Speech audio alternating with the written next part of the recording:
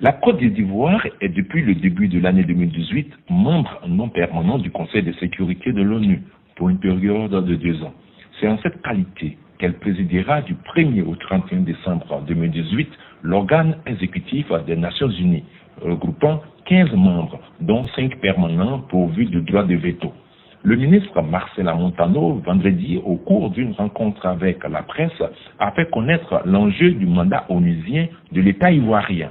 Le chef de la diplomatie ivoirienne considère la présidence de la Côte d'Ivoire au Conseil de sécurité des Nations Unies comme une situation normale, étant donné que c'est pour la 3e fois que son pays se retrouve à cette strade de l'institution.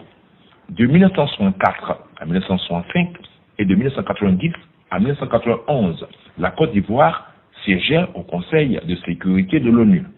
Le ministre Marcela Montano a confié que les retombées pour son pays, la Côte d'Ivoire, entrée au Conseil de sécurité des Nations Unies et qui en assure la présidence durant tout le mois de décembre 2018, sont énormes.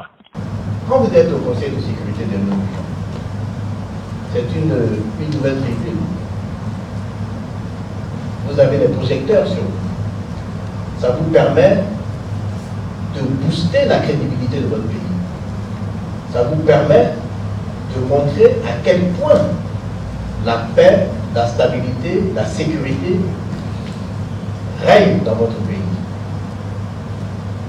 Et vous savez, ça se fait écho dans le monde.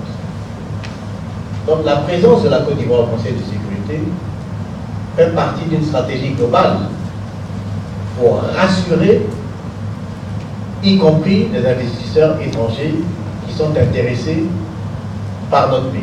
Un débat de haut niveau présidentiel est prévu pour se tenir le 5 décembre 2018 au siège des Nations Unies à New York.